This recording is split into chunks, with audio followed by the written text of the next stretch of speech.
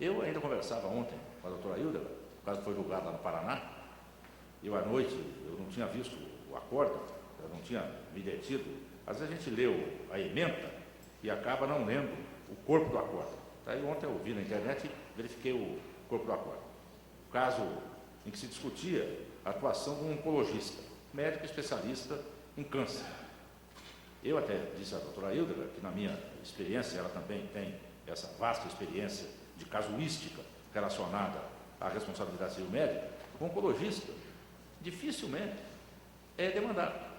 Porque quando a pessoa aparece com câncer, aí, é diagnosticado um câncer, então, como o câncer, se já estiver num estágio avançado, quase sempre é incurável, ou o percentual de probabilidade de cura é muito diminuto, as pessoas já encaram o câncer como quase que uma sentença de morte. Então, os familiares, fulano está com câncer. Lá no Paraná, aquele Goiânia, aqui no estado de Goiás, não deve ser diferente. As pessoas mais antigas até têm medo de falar, pronunciar a palavra câncer, né? Substituem por alguns eufemismos. Então, diz doença ruim. Lá no Mato Grosso, onde eu nasci, ninguém fala câncer, né? Aquela doença ruim, ou coisa parecida. Mas veja, então o médico, ele é sempre visto, esse médico oncologista, como aquele médico paciente, o sujeito que acaba, aquelas formas dolorosas de câncer, ele dá um jeito da pessoa morrer de maneira mais suave, e por diante. Então, eu confesso a vocês que dificilmente a gente vê na jurisprudência essa responsabilidade do oncologista. Mas, nesse caso, o oncologista acabou extirpando um tumor do seio, câncer de mama da mulher, e não fez aquela tal de mastectomia radical, extirpar totalmente o seio, né? E, mais tarde, se atribuiu a esse médico, pelo fato de ter sido eleita essa técnica de não mutilar a mulher, né? Simplesmente extrair, porque o câncer, todos nós sabemos, ele tem aqueles 4 estágios, né? Estadiamento 1, 2, 3 e 4. O 1, quando o tumor, é um pequeno tumor, restrito àquele órgão no qual ele se manifestou. Então, no caso do câncer de mama, aparece na mama, pequeno tumorzinho, né? E o médico, talvez pelas dimensões do tumor, entendeu que ele poderia, sem dúvida, extrair, extirpar aquele tumor sem risco de metástase. Por quê? Ali estava bem localizado, circunscrito o tumor. Acontece que, não vem ao caso agora discutir, a doutora Hilda está bem a par do assunto, mas acabou havendo uma recidiva. Então, esse câncer, depois de algum tempo, se manifestou, né? E a mulher acabou morrendo. E o que se discutiu foi a técnica que o oncologista empregou. Então, veja, a culpa pelo emprego de uma técnica que não se mostrou adequada. O ideal seria que ele houvesse, né, removido, extirpado totalmente aquela mama da mulher.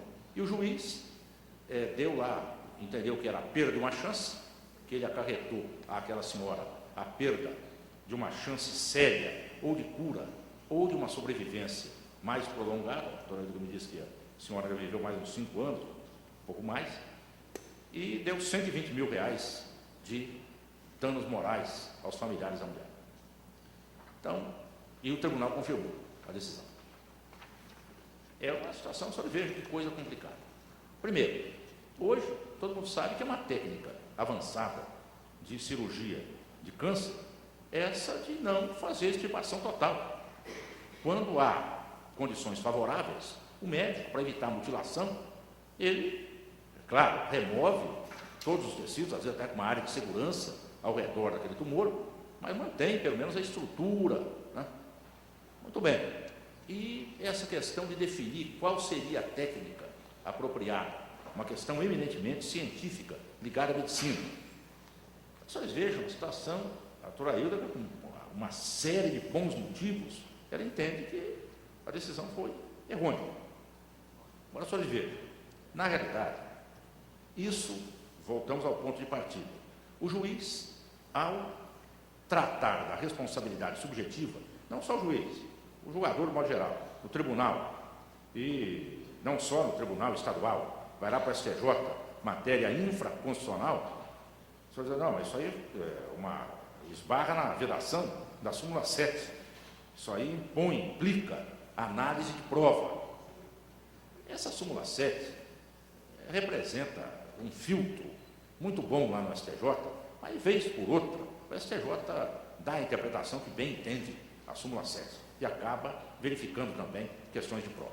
Mas veja, o que eu quero deixar claro a vocês, que é mais cômodo, mais fácil afastarmos essa necessidade de analisar a culpa e a gente ferir somente, veja, vamos dar uma paradinha aqui e ver o esquema da responsabilidade objetiva, que é essa responsabilidade do Código de Defesa do Consumidor, do 14, caput do Código pela Prestação de Serviço, do CDC.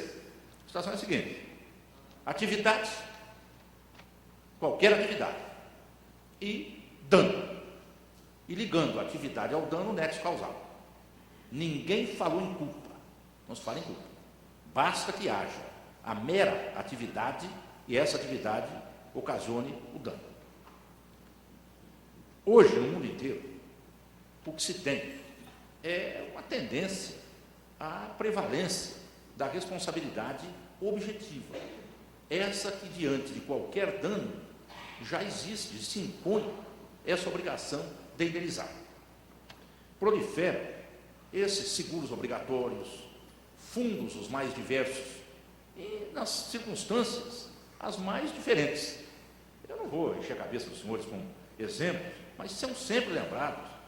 A Nova Zelândia tem lá uma espécie de um fundo estatal que, para qualquer dano, o Estado indeniza. Essas questões de responsabilidade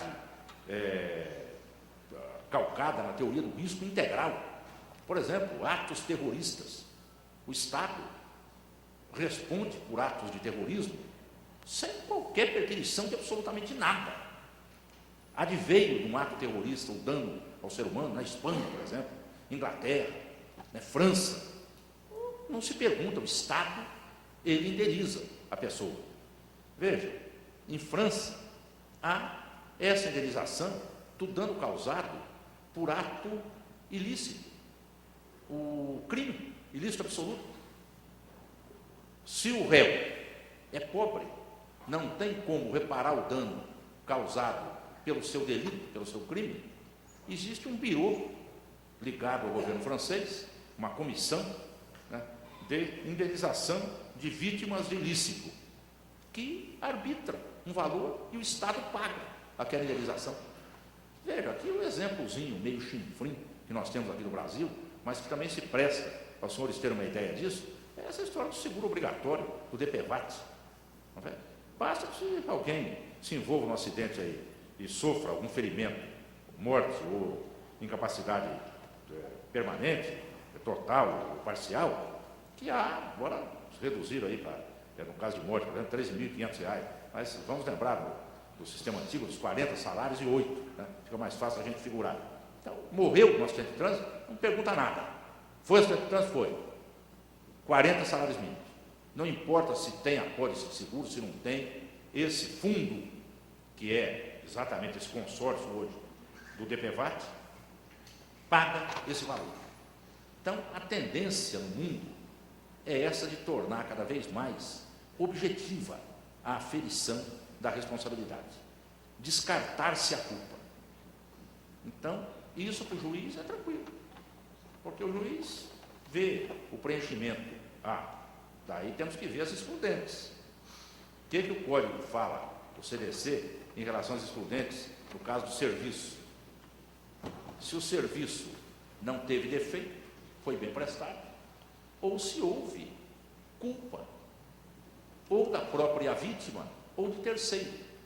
Veja, essas excludentes, que estão ali no 14, parágrafo 3º do CDC, nem se referem ao caso fortuito. Fortuito. E os senhores vejam que se desenvolveu essa teoria do fortuito interno e externo. Então, o fortuito só arredaria a obrigação de indenizar no caso do fortuito externo. O fortuito interno manteria a obrigação de indenizar. Então, esse é o quadro. Vejam bem. Ou nós temos uma responsabilidade subjetiva, calcada na culpa, ou a responsabilidade objetiva, sem culpa. Basta que haja a atividade, o dano e o nexo causal, e se impõe a obrigação de indenizar. Ou, aquilo que eu disse aos senhores, temos a facilidade da responsabilidade objetiva, que prescinde por inteiro da ferição de culpa, portanto não há muito trabalho, ou a dificuldade da ferição da culpa. E aí, nesse contexto geral, que eu acabo de mencionar simplesmente em cores bastante superficiais, que se insere a questão do médico. Eu falo aos senhores que até trouxe aqui nas minhas anotações, daqui a pouco eu vou ler para vocês, ler muito rapidamente aqui. Veja, a Espanha. A Espanha tem um autor lá, o Iagües, que ele diz: não se admite a responsabilidade médica que não seja calcada na culpa. A responsabilidade é subjetiva. Segundo, aí vem o problema. Esse é o que eu tenho sempre dito. Também vou mencionar muito rapidamente, porque os meus queridos alunos que estão aqui já ouviram essa história e falaram: pô, que furo vir aqui de novo para repetir isso, eu não aguento, né? Mas, na verdade, o que acontece é o seguinte: na responsabilidade calcada no Código de Defesa do Consumidor, existem dois aspectos que acabam penalizando em demasia o médico, o profissional liberal.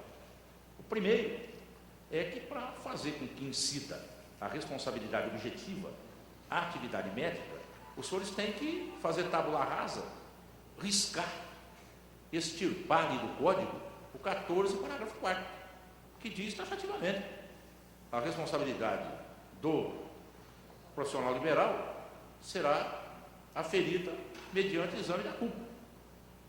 Então, isso está no Código. Segundo, quando nós invocamos a responsabilidade objetiva, que é do sistema do Código de Defesa do Consumidor, vem com a responsabilidade objetiva, primeiro, a inversão do ônus da prova. Porque os senhores todos estão cansados de saber, essa história de obrigação de meio e de resultado é uma forma de se atribuir o ônus da prova. A obrigação de meio, o ônus da prova, cabe à vítima, ao paciente, esse que busca a indenização. Na obrigação de resultado, existe uma forte carga de presunção de culpa. Então, quem tem que elidir essa presunção é o profissional. É o exemplo sempre citado, contra a opinião da doutora Hilda, mas que os tribunais têm decidido, da cirurgia plástica embelezadora, né? Essa também seria discutível, essa dicotomia entre cirurgia reparadora e estética ou embelezadora. Mas veja, de qualquer maneira, esse aspecto vem com a responsabilidade objetiva. Inverte o ônus da prova, e além de se inverter o ônus da prova, fica pairando sobre a cabeça do profissional essa forte presunção de culpa. Isso, pessoal, em relação ao médico, porque o médico, a obrigação dele fundamental é de cuidar, não é de curar. Então, se a gente parte desse preconceito de que a responsabilidade é objetiva, agravada, né, como quer, por exemplo, o professor Fernando Noronha, esse professor lá da Universidade Federal de Santa Catarina, daí, efetivamente, nós estaremos descartando essa área, o fortuito que está presente na atuação profissional do médico. Quer dizer, muitas vezes a cura não depende da atuação do médico, depende muito mais das particularidades do próprio paciente, né? Como ele vai responder ao tratamento, como ele vai responder a qualquer fármaco, aí, qualquer medicamento, né? Se de maneira positiva, ou às vezes o medicamento não faz efeito nenhum. Então, há uma série de circunstâncias que dificultam essa aplicação à responsabilidade médica da teoria da responsabilidade objetiva.